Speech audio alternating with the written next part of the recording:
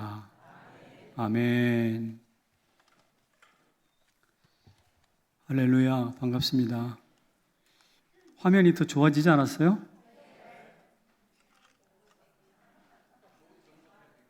네, 뭐라고요? 그냥 좋아졌다 이 말이지, 어쨌든. 여러분들이 눈이 좋아진 거나 마찬가지인데 저는 걱정입니다.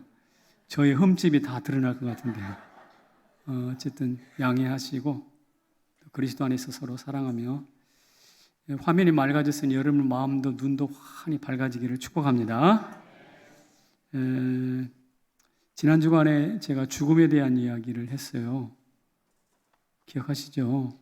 오늘은 이제 예고하신 대로 늙음, 노화에 대한 이야기를 하려고 합니다.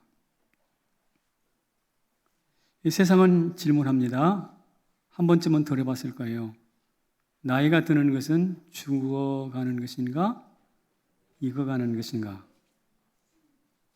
죽어가는 것은 꺼져가는 촛불처럼 쓰러져 간다는 인생의 애달픔을 표현한 말일 거예요. 반면 익어가는 것은 인생의 맛과 멋이 들어서 원숙해졌다라는 매우 긍정적인 표현일 것 같습니다. 여러분들은 어느 쪽이 더 마음이 가십니까?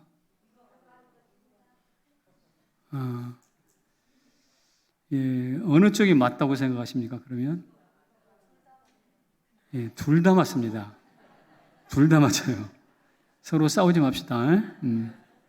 쓰러지는 애달픔과 원숙해진 만족감이 함께 공존하는 것입니다. 그런데 여기서 주의할 것은 나이 들어가면서 죽어가는 생물학적인 노화에 집중할 것인가 아니면 익어가는 사회적 관계에 집중할 것인가는 매우 중요한 문제입니다.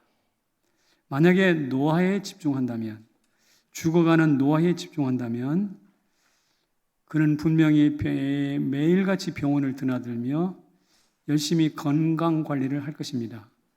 심지어 죽기 전에 죽을 준비까지 다 할 텐데 수의와 관과 장지까지 다 준비하는 사람이 있다고 들었습니다. 죽음, 노화에 집중하면 그렇게 돼요.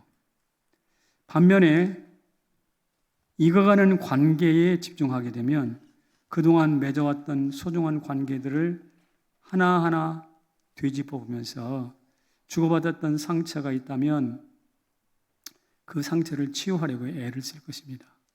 주고받았던 서로 기쁜 추억이 있다면 그것 때문에 감사할 것입니다. 심지어 자녀들에게도 고마움을 전하거나 잘못한 거 있으면 용서해 달라고 무릎을 꿇을 수도 있습니다. 생물학적인 노화와 사회적 관계 성숙, 어느 쪽을 중시하느냐에 따라서 이처럼 대응하는 방식이 달라지겠죠.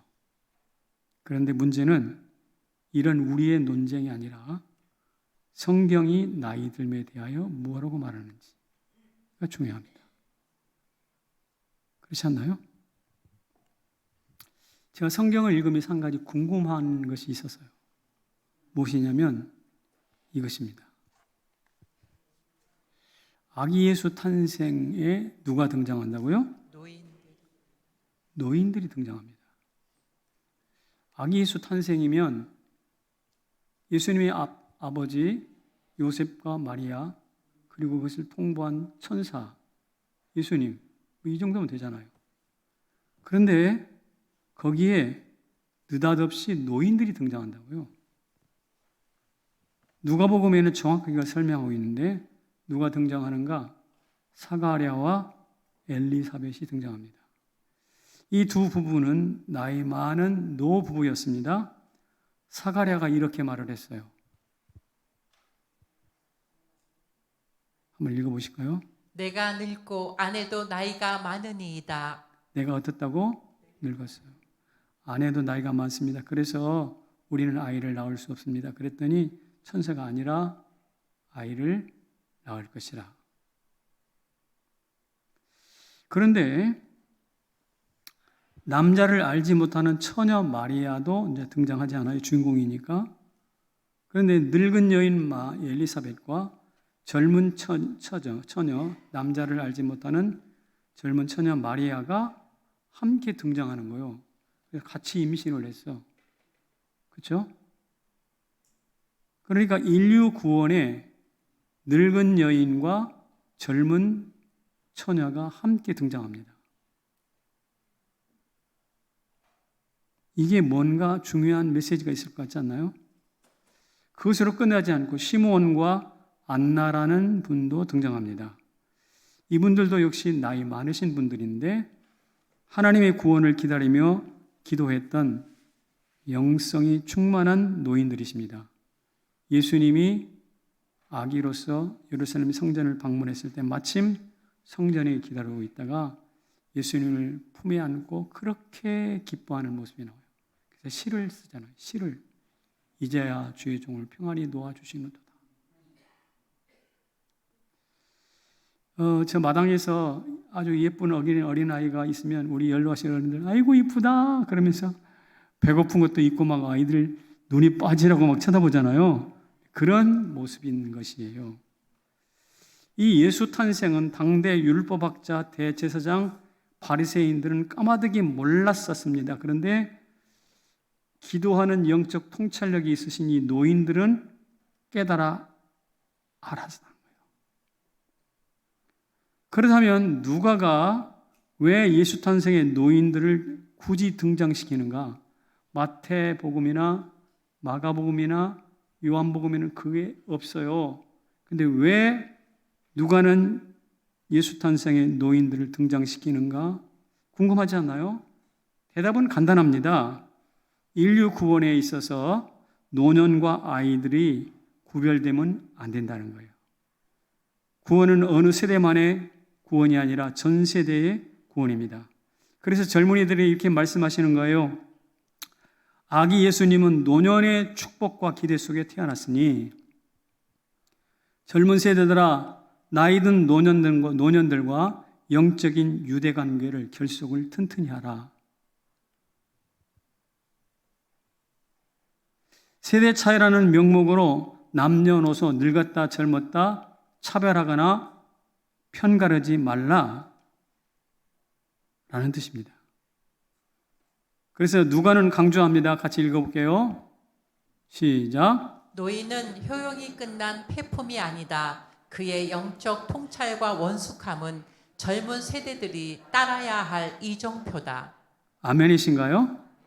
맞습니다. 그래서 누군가 길을 잃었습니까? 인생의 길을 잃었습니까? 과거 역사가 궁금합니까? 그러면 백발 노인을 찾아가십시오. 분명히 답을 얻게 될 것입니다. 제가 자주 하는 이야기, 중국 속담에 이런 말이 있습니다. 읽어봐 주실까요? 노인 한 분이 죽으면 도서관 하나가 무너지는 것과 같다. 여러분, 노인 한 분이 돌아가시면 그 큰 책을 소장하고 있는 도서관 하나가 무너져 내리는 것 같다라는 뜻입니다. 그러니까 한 노인 한 분 안에는 한 도서관에 해당하는 지혜와 경륜과 통찰이 숨어 있다라는 뜻입니다. 노년의 가치를 이보다 잘 설명하는 것은 없다고 생각합니다. 우리 교회에 도서관이 수백 개입니다. 연로하신 어른들이 많으시니까요.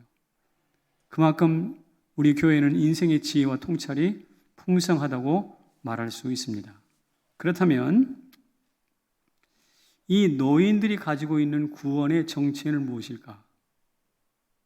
노인들이 가지고 있는 이 지혜, 구원이 아니라 지혜의 정체는 무엇일까요? 노인인 모세의 이야기를 한번 들어보겠습니다. 오늘 본문이 모세의 이야기입니다. 아마도 모세가 젊었을 때 쓴 글은 아닌 것 같고 나이가 들었을 때 쓴 글인데 모세에게 노년의 지혜는 무엇인지 한번 들어보도록 하겠습니다. 같이 읽게요. 시작. 노년에게 배울 세 가지 지혜. 첫 번째 지혜는 시간 앞에 서는 지혜입니다. 시간 앞에 서는 지혜. 오늘 본문에 읽어보면 한순간이라는 말도 나오고 순식간에라는 말도 나오고 신속히 날아갑니다 라는 표현이 나옵니다. 모세가 광야 생활 인생 살아보니 시간이 쏜살같이 지나갔다라는 것을 실감하는 것이죠. 여기 계시는 어른들도 시간 쏜살같이 지나갔죠? 언제 엊그저께 내가 시집 갔는데 엊그저께 내가 중년이었는데 벌써 흰머리 백발이 되다니 이런 생각을 하고 계실 겁니다. 머리의 백발과 얼굴에 깊은 주름살이 세월에 남긴 자국인 것은 분명합니다. 그렇다면 제가 한번 여쭤볼게요. 세월이 남긴 백발과 주름살은 상처입니까? 면류관입니까? 좋은 쪽을 선택하신 거죠? 듣기 좋은 쪽. 아마도 상처라고 생각하는 사람은 그 상처이기 때문에 상처를 지우려고 백발 머리에다가 까만 염색약을 엄청나게 들어부을 거예요. 하나라도 보여주고 싶지 않으니까. 쉼 없이 피부샵을 다닐 거예요. 제가 다니는 이 미소드림 내과 가보니까 거기는 분명히 내과거든, 감기 환자들. 근데 거기는 피부샵이야, 피부샵. 피부 건강관리 하는 사람이 더 많아. 그리고 모니터에다가 써놓은 동영상을 하나 돌리는데 그것은 내과 환자들이 어떻게 몸 관리할까 뭐 이런 걸 써놔야 될 거 아니야. 거기는 어떻게 비만을 치료할까 뭐 이런 걸 붙여놨어요. 그래서 여기가 내과가 맞아. 난 내과를 찾아왔는데 피부과네. 그러니까 피부과나 이 노년과의 노년을 백발을 다스리는 이게 돈이 된다는 뜻이라는 것 말이에요. 그런데 제가 볼 때 시간 앞에 설 줄 아는 지혜는 시간과 싸우지 않습니다. 시간 앞에 서는 지혜의 핵심이 뭐냐면 시간과 싸우지 않는다는 거예요. 그래서 머리에 솟아오르는 백발을 숨기지 않고 부끄러워하지 않습니다. 다만 그 시간이 나에게 어떻게 지나가는지 날 계수함을 배우고 나를 계수하다 보면 무엇이 언제가 기회인지가 보여요. 그리고 그 기회를 선용하는 것입니다. 이게 바로 시간 앞에서는 다시 말해서 모세가 나를 계수함을 배우는 핵심 지혜입니다. 그래서 그가 80이 되었을 때 나는 못 나갑니다 라고 몇 번 사양을 했지만 하나님이 보내니까 지체하지 않고 광야로 나아갑니다. 날 계수하는 지혜를 배웠기 때문에. 심지어 가나안을 코앞에 두고 너 하나님이 저기 못 들어가 얼마나 40년 동안 뼈 빠지게 고생했는데 서운했을까요? 그러나 모세는 화내지 않습니다. 왜? 날 계수하는 지혜를 배웠기 때문에. 그리고 나는 땅의 가나안보다 영원한 하늘나라 가나안을 가는 것이 더 좋지 않겠나? 이게 날 계수하는 지혜를 가진 사람의 특징입니다. 성남제일교회 연로하신 어른들, 제가 어른들을 진심으로 사랑하고 축복합니다. 어떻게 해요? 시간 앞에 서는 지혜를 가지시라고. 모세처럼.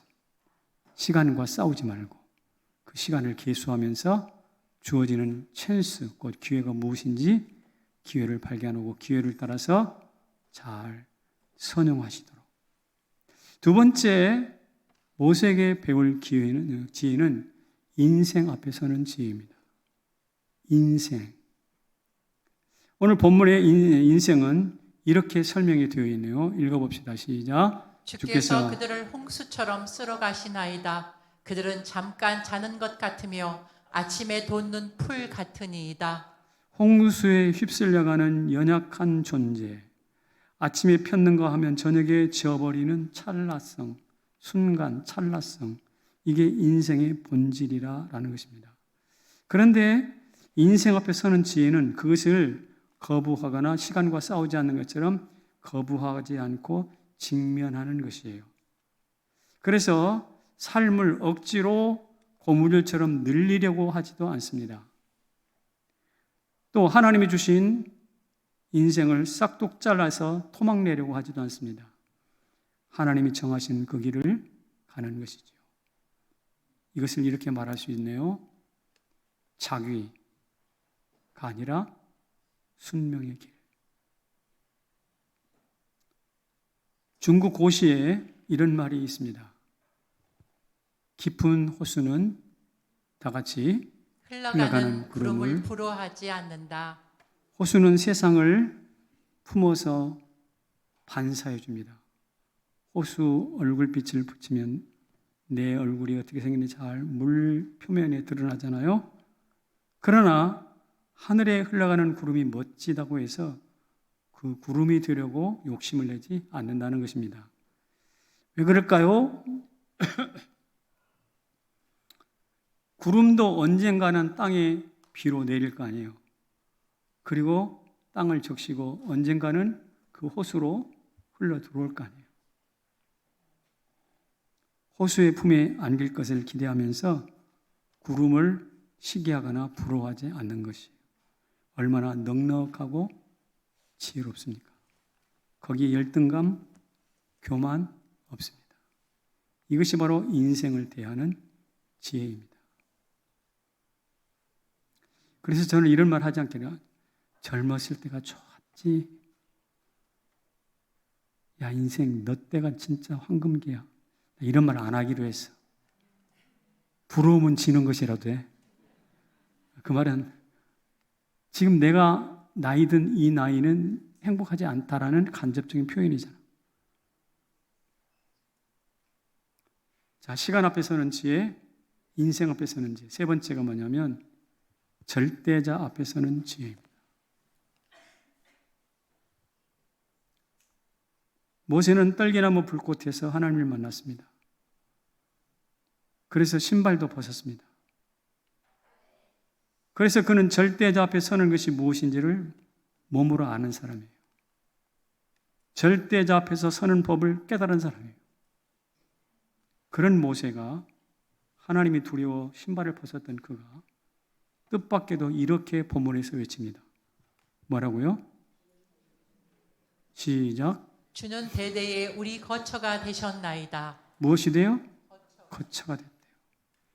하나님 앞에 두려워 떨고 신발을 벗었던 그가 하나님이 자기 집이래. 아이, 무슨 당돌함입니까? 무슨 당돌함입니까? 그런데 거기서 멈추지 않네요. 이렇게 기도합니다.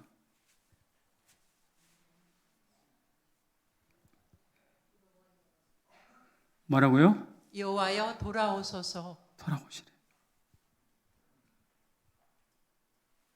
아니, 우리 하나님이 저 집을 나갔어, 어디 도망을 갔어, 왜 하나님 보고 돌아오라고 그래?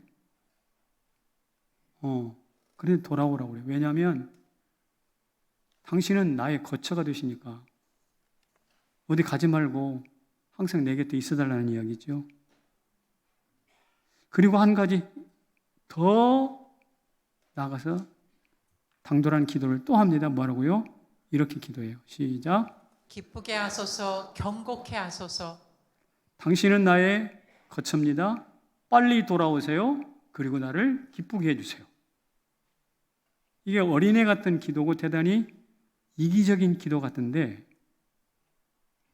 과연 어미하신 하나님 앞에 해야 할 기도인지 신발을 벗어서 두려워 떨었던 그 하나님 앞에 해야 할 기도인지는 모르겠으나 분명히 모세는 그 주장을 하고 있어요. 이것은 뭐냐면 전능하신 어미하신 하나님이 이미 모세에게는 친구처럼 되어 있다는 뜻이에요. 친구이신 하나님. 그래서 절대자 앞에 서는 지혜는 하나님을 거처로 삼는 지혜입니다. 그분을 통해서 기쁨과 견고함을 얻는 지혜입니다. 우리 사랑하신 어른 여러분, 하나님이 여러분의 거처가 되시기를 축복합니다. 그리고 하나님 빨리 돌아오셔서 하면서 하나님과 동행하시기를 축복합니다. 그리고 동행할 뿐만 아니라 그분이 우리 모두를 기쁘고 견고하게 해 주실 줄로 믿습니다. 여러분, 이 모세의 지혜가 있었기 때문에 이스라엘 백성들은 광야 40년 동안 훨씬 고생하지 않고 모세의 지혜를 힘입어서 가나안을 통과할 수 있었어요. 우리 모두도 이 모세가 가지고 있는 이 세 가지 지혜를 기반으로 해서 광야 인생길 무사히 지나서 하나님 나라 입성할 수 있기를 축복합니다. 시간을 대하는 지혜, 인간을 대하는 지혜, 절대자 하나님을 대하는 지혜. 이게 바로 모세가 가졌던 지혜입니다.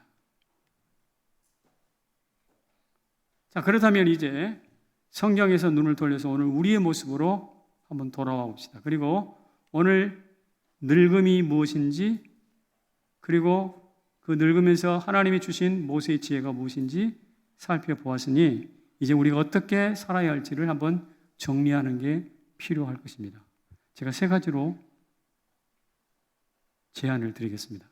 첫째는 이것입니다. 원로를 인정하는 교회 공동체가 건강한 것입니다. 우리는 역사를 재평가한다면서 많은 사람들을 행악자로 몰아낸 것 같습니다. 보수에 계신 분들은 빨갱이라는 말을 자주 합니다. 진보에 계신 분들은 친일파라는 말을 자주 합니다. 제가 볼 때 이것은 파괴적인 자기 부정일 수가 있습니다. 이렇게 너는 빨갱이, 너는 친일파로 자꾸 제거하다 보니 조상 중에 존경할 만한 조상이 없어버려요. 선배 중에 모험적으로 따라가 배울 만한 선배가 없다는 것이죠. 결국 남는 것은 판단하는 자기만 남아. 천상천하 유아 독존. 여러분, 이것이 이런 태도가 얼마나 교만한 태도입니까? 얼마나 시간과 인간과 절대자 앞에서는 지혜가 없는 태도입니까? 어떤 오류도 실수도 하지 않는 하나님께서는 어떻게 하시는가? 이렇게 말씀하십니다. 시작. 너희가 노년에 이르기까지 내가 그리하겠고 백발이 되기까지 내가 너희를 품을 것이라. 내가 지었은즉 내가 업을 것이요 내가 품고 구하여 내리라. 노년과 백발이 되기까지 백성을 품고 업고 구하신대요. 우리는 너는 빨갱이, 너는 친일파, 너는 못됐고 너는 죄인이고 자꾸 제거하고 쫓아내는데 정말 온유하시고 정말 흠이 없으신 무흠하신 하나님께서는 업고 품고 구원하신대요. 이것을 모세가 깨달아 알았어요. 그래서 범죄한 이스라엘이 너무나 못된 짓 많이 했지만 그들을 품었어요. 모세에게 시간과 인생과 절대자 하나님을 대하는 지혜가 있었기 때문입니다. 저와 여러분에게도 그런 지혜가 있기를 축복합니다. 그래서 섣불리 조상들이 옳다 그르다 탄핵하고 제거하는 것은 대단히 경솔한 행동입니다. 마치 하나님이 보시기에 심히 좋았다라는 것을 아니요, 나는 동의할 수 없어요 라고 아니요 딱지를 붙이는 것과 마찬가지입니다. 어쩌면 이것은 자기가 탄 배에다가 구멍을 내는 것이고 자기가 받은 우산에다가 칼질을 하는 것과 마찬가지입니다. 이렇게 되면 존경할 조상도 없고 사랑할 후배, 자랑스러운 후배도 없게 돼요. 우리는 그런 공동체, 그런 사람 되지 않기를 소원합니다. 성남제일교회는 존경할 선배들이 넘쳐나기를 축복합니다. 자랑할 만한 우리 후배들이 넘쳐나기를 축복합니다. 존경할 조상이 있고 자랑할 후손이 있는 가문이 바로 믿음의 명문 가문이듯이 원로를 존경하고 후배를 사랑하는 교회가 건강한 교회인데 성남제일교회가 그렇게 되기를 소망합니다. 그래서 오늘 오후에 원로장로, 은퇴장로 추대식을 하게 되는데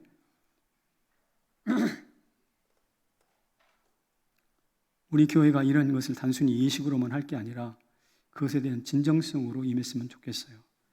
여러분, 북한을 보십시오. 북한은 39살짜리 젊은이를 데려다가 위대하신 수령이라고 말해요.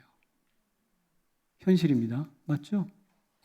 근데 우리는 가난과 눈물과 한숨, 전쟁과 일제의 아픔을 다 뚫고 오늘 우리에게 살만한 민족, 살만한 나라, 자유대안을 물려준 사람들은 다 쫓아내고 다 없애버리고 왜 이렇게 하죠? 왜 우리는 존경할 선배가 없는 거죠? 왜 누구는 39살짜리를 그렇게 높이는데 왜 우리는 그 수고와 땀과 경륜을 가진 노년들에 대하여 푸대접을 하는 걸까요? 이유가 있습니다. 우리가 그만큼 교만하다는 뜻이에요. 하나님은 그렇게 하지 않으세요. 하나님은 노년에 대해서 뭐라고 말씀하시는가? 잠언에 이르기를 같이 읽겠습니다. 시작. 백발은 영화의 면류관이라 공의로운 길에서 얻으리라. 젊은 자의 영화는 그의 힘이요 늙은 자의 아름다움은 백발이니라. 여러분, 백발은 그저 시간이 가가지고 머리가 허해진 것이 아니라 공의로운 길에서 얻었다는 것입니다. 예를 들면 제가 못된 짓 마구하고 술 막 몽땅 퍼먹고 마약도 하고 나쁜 놈들하고 막 쌈박질하고 그러면 제가 오늘 이 나이까지 살았을까요? 못 살았을까요? 벌써 젊을 때 비명횡세했을 거예요. 그러나 우리 중에 대부분은 의로운 것이 무엇인지, 하나님의 뜻이 무엇인지 찾고 묻고 교회를 섬기면서 그렇게 살아왔습니다. 그래서 우리 헛사는 것이 아니에요. 그래서 노년 백발이 되었는데 그것은 바로 하나님의 공의로운 길을 찾은 열매입니다. 그래서 오늘 연로하신 어른들이 이 자리에 많이 앉아 계시다는 사실은 대단히 고무적인 것이고 대단히 존경스럽고 그동안 잘하신 겁니다. 수고 많이 하셨습니다. 우리 연로하신 어른들에게 한번 박수 한번 보내드릴까요? 수고하셨습니다.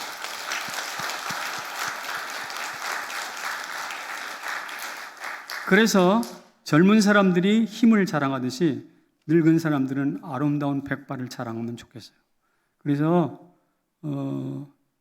염색약 이제 안 써도 되지 않을까요? 염색약 안 써도 될 것 같아.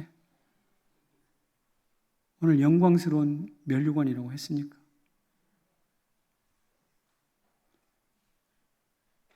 여러분, 성경에서 영광스러운 연로하신 어른 하나 소개할게요. 다윗이 아들이 반란을 일으켜서 도망을 갑니다. 아무도 그를 맞아주는 사람이 없었는데 그를 환대한 한 노인이 계셨습니다. 그게 누구냐? 80세 되신 바르실레라는 사람이에요. 다윗을 도와주면 그의 반대, 그의 아들 압살롬에게 험한 꼴 당할 것은 뻔한 일이죠. 바르실레가 왜 그걸 몰랐겠어요? 그러나 그는 극구 다윗을 도와줍니다. 끝까지 도와줍니다. 왜 그랬을까요? 시간과 인간과 절대자 하나님을 대하는 지혜가 그에게 있었기 때문이에요.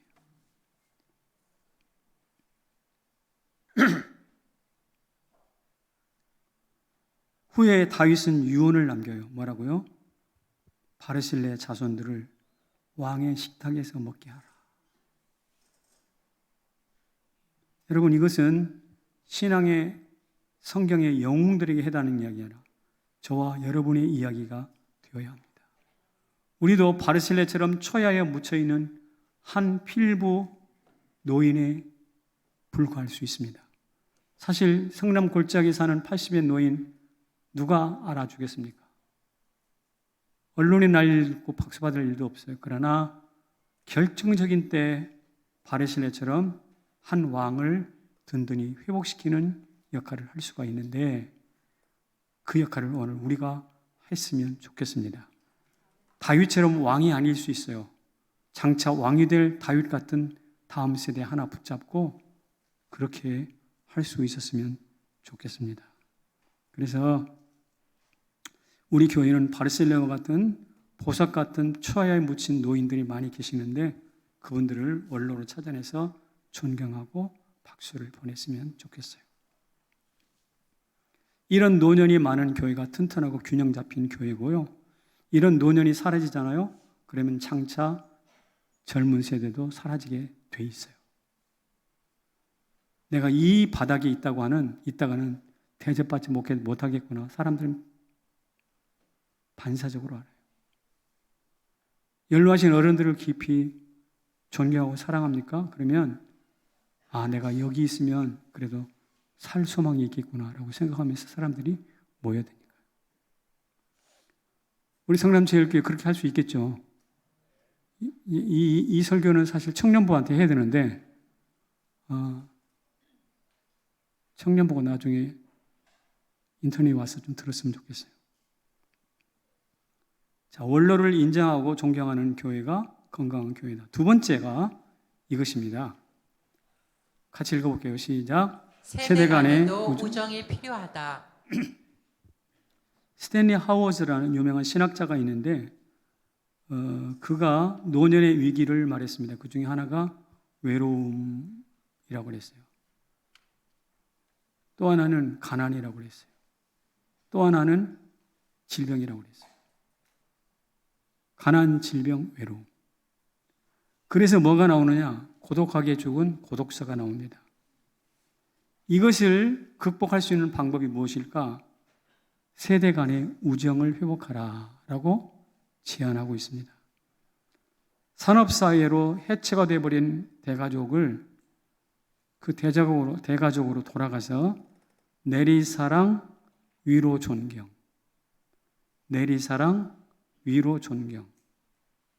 하라는 것입니다. 요새 젊은 세대들이 하는 말 한 번쯤은 들어봤을 거예요. 뒷방 노인들이 알긴 뭘 알아? 대단히 기분 나쁜 이야기죠. 뒷방 노인들이 알긴 뭘 알아? 속이 상한 노인들이 이렇게 일갈합니다. 너는 늙어봤냐? 나는 늙어봤다. 왜? 서로 타박하는 거죠. 그런데 스탠리 하워즈 말하기를 그렇게 타박하지 말고 오히려 우정을 쌓으라는 것입니다. 늙은 세대, 젊은 세대, 이 세대의 구분이라는 것은 도대체 누가 한 것일까? 누가 한 것일까? 하나님이 그런 구분한 적은 없어요. 그것은 사회학을 연구하는 사회학자들이 한 이야기입니다. 사회학자들의 세대 구분에 따르면 해방을 중심으로 해방 전후 세대가 있어요. 6.25를 전후로 친공, 반공 세대가 있었어요. 그 이후에 산업화 세대가 있었고 민주화 세대가 있었습니다. 조금 나이로 따져보면 제가 속한 베이비 부머 세대가 있고 그 다음에 386, X세대, 밀레니엄 세대, 2000년대에 그 다음에 Z세대, 요 사이에는 무슨 세대? MZ세대가 있습니다. 이렇게 많은 세대들을 조각조각조각해서 분석을 했고 분리를 해놨습니다. 여러분, 이런 세대 구분이 과연 맞는 걸까요? 어떻게 생각하십니까? 왜 같은 시대에 같은 하늘에서 같은 문화를 누리면서 살았는데 왜 서로 외계인 취급하고 서로 너는 나와 달라 등을 지는 걸까요? 이게 맞습니까?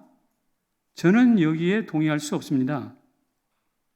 세대 구분이라는 것은 세포의 죽음과 노화처럼 인생에 있어서 본질이 아니에요. 이것은 다만 어느 사회학자의 한 논문 제목이었어요. MZ세대 어느 한 학자의 논문 제목이었다고. 밀레니엄 세대 역시 마찬가지예요. 왜 어느 한 학자의 논문 제목에 불과했던 그 이야기를 우리는 마치 진리인 것처럼 가져다가 맞장구를 치면서 그래 거기에 따라갑니까? 정말 따라가야 될 하나님의 말씀에 대해서는 외면하고 등지면서 일개 교수의 학자의 논문 제목에 불과한 그것에 대해서는 절대적인 찬동을 하면서 맞장구를 치느냐는 거죠. 여러분, 학문이 중요한 것은 맞지만 학문 안에서 주장하는 학술적 주장이 있어요. 이것이 항상 옳은 것은 아닙니다. 속지 마시길 바랍니다. 정말 우리에게 필요한 것은 세대 구분이 아니라 정말 우리에게 필요한 건 세대 구분이 아니라 세대 통합입니다. 뭐라고요? 세대 통합이 필요한 거예요. 이 세대 통합을 위해서 지혜로운 민족 이스라엘이 해왔던 것이 바로 안식일 밥상머리 교육이에요. 안식일 날 온 가족들이 모여서 밥상머리에 앉아서 간증하고 찬송하고 예배하고 그렇습니다. 바로 그 자리를 통해서 선대의 신앙과 삶과 지혜와 삶의 모분이 전승이 되는 것이죠. 할아버지가 간증하고 손자가 귀를 쫑긋 듣습니다. 손자가 이야기를 하면 할아버지가 경청하면서 칭찬해 줍니다. 잘했다고. 그런 과정 중에 아까 말씀드렸던 시간과 인간과 절대자인 지혜가 세대를 흘러서 면면이 흘러가는 것이죠. 그리고 뭐가 흘러가는가? 유산도 그때야 흘러갑니다. 신앙의 전승이 있고 난 이후에 돈이 흘러가요. 우리는 모든 것 다 없이 돈만 팍 줘. 죽는 거예요. 사람을 죽이는 거예요. 그런데 우리도 한때는 그런 적이 있었어요. 하지만 아시다시피 산업화라는 명목으로 산업사회가 도래한 이후에 이 밥상머리 교육이 분리되고 해체되어 버렸습니다. 그래서 어쩌면 더욱더 세대 통합이 필요한지도 모르겠습니다. 식탁의 대화로 신앙 이야기를 이어가야 합니다. 그러면서 사랑이 오고 가고 그때 용돈도 주는 거예요. 식탁 대화를 결여한 상태에서 여기 있다 용돈. 그러면 고마워요. 잘 쓸게요. 이러고 거래만 일어날 뿐 어떤 신앙의 전승이 일어나지가 않는 것입니다. 여러분, 영화 대부에 할아버지 비토 콜레오레라는 사람, 마론 브란도라는 유명한 남자 배우가 있죠. 이 사람이 자기 손자와 정원에서 술래잡기를 합니다. 대부라는 영화가 어떤 영화입니까? 폭력 조직, 마피아 조직이 사람 죽이는 이야기 아닙니까? 그런데 사람을 파리 목숨처럼 죽여 없애버리는 그 잔인한 영화 대부에서도 아름답게 그리는 가장 인상적인 장면이 뭐냐? 할아버지하고 손주하고 옥수수밭에서 숨바꼭질하는 장면이에요. 이것을 가장 이상으로 봐요. 그 사람들도 그게 좋은 것인 줄 알아요. 세대 간의 우정입니다. 그런데 오늘 하나님의 거룩한 백성, 하나님을 섬기는 우리들은 세대 간의 우정을 쌓았는데 왠지 게으르고 왠지 등을 돌린 것 같아요. 여러분, 이것을 어색하게 생각해서는 안 됩니다. 하나님은 자기 자신을 이렇게 소개했어요. 어떻게 소개했느냐? 3세대 나는 아브라함과 이삭과 야곱의 하나님이니라. 1세대 아브라함은 신앙의 기초를 땀과 눈물로 탄탄히 닦았습니다. 2세대 이삭은 유지 계승했습니다. 3세대 야곱은 확장 발전시켰습니다. 이것을 일컬어서 건강한 세대 통합입니다. 하나님은 자기 자신을 아브라함만의 하나님이 아니라 아브라함과 이삭과 야곱의 하나님으로 밝히신 것으로 보아서 세대 통합의 하나님이 되시기를 원하십니다. 그렇다면 성남제일교회도 젊은 세대, 중간 세대, 노년 세대가 하나로 어울려지는 세대 통합이 이루어지는 교회가 되시기를 주님의 이름으로 축원합니다. 그래서 말이죠. 사랑의 교회에서는 3세대가 함께하는 새벽기도라는 것을 하는 것을 보았습니다. 참 의미 있는 일인 것 같아요. 우리 교회에서도 지난 5월 첫째 주, 둘째 주째 젊은이들이 해주신 밥을 먹었죠? 맛있었어요? 네, 맛있었습니다. 정성 들여서 잘하고 땀을 뻘뻘 흘리는 것을 제가 사진으로 보았습니다. 여러분, 어른들에게 고맙습니다라고 점심 식사 대접하는 교회가 그리 많지 않아요, 청년들이. 다른 교회 다 그러지 않습니다. 대단히 좋은 현상입니다. 청년들이 왜 그렇게 식사를 대접하게 됐을까요? 우리 교회도 처음 원래 그렇게 된 게 아닙니다. 몇 년 안 됐어요. 그 청년들이 왜 그렇게 되었느냐? 이유가 있습니다. 이들이 뜨거운 예배를 드립니다. 훈련을 잘 받습니다. 그리고 비전 트립을 통해서 미국과 유럽 곳곳을 비전 트립 다녀오잖아요. 근데 다녀올 때 잘 다녀오라고 가서 맛있는 거 사 먹으라고 우리 어른들이, 연로하신 어른들이 자그마한 봉투와 격려금을 보내주셨습니다.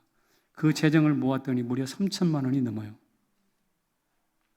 그러니까 우리 성남제일교회 기성세대 어른들이 우리를 어떻게 도와주는구나라는 것을 이들이 피부로 느꼈어요. 그리고 나서 어버이날인데 우리가 카네이션만 달아드리면 안 되겠구나. 우리가 식사라도 대접합시다. 이렇게 해서 시작이 된 겁니다. 그렇다면 성남제일교회 어른들은 작은 정성을 후배들에게 전해주었고 후배들은 그것을 감사해서 어른들에게 밥상을 차리고 너무나 멋진 세대 통합이 아닙니까? 너무나 아름다운 거예요. 잘하고 계십니다. 앞으로 더 탄탄하게 세대 통합을 이루어 가시기를 축복합니다. 그래서 제가 2부 예배 때 젊은이들이 많으니까 2부에게 젊은이들에게 이렇게 이야기했어요. 여러분, 우리가 어른들 보고 인사합시다. 안녕하세요, 권사님. 안녕하세요, 장로님. 장로님, 어디 아프신 데 없죠? 라고 한마디라도 하고 가라는 이야기예요. 무슨 뒷방 노인처럼 지나가는구나 마는구나 이렇게 하지 말고 인사를 해라. 그러면 젊은 이들의 인사를 받고 여기 계신 우리 산부에 계신 연로하신 어른들 뭐 하라고? 우리는 칭찬하는 거예요.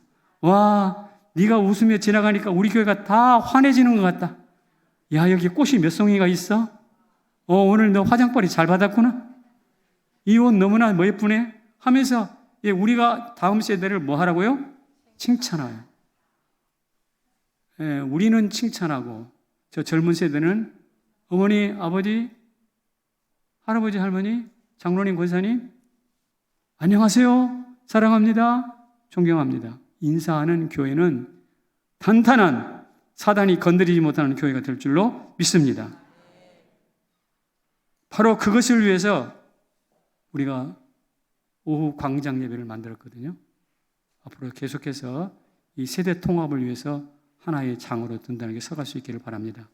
마지막 설교를 하나 마치면서 우리 연로하신 어른들에게 한 가지만 부탁을 드리려고 합니다. 같이 읽어볼게요. 시작. 노년이여 사람은 잊겠으나 하나님은 기억하신다. 인간은 망각의 동물입니다.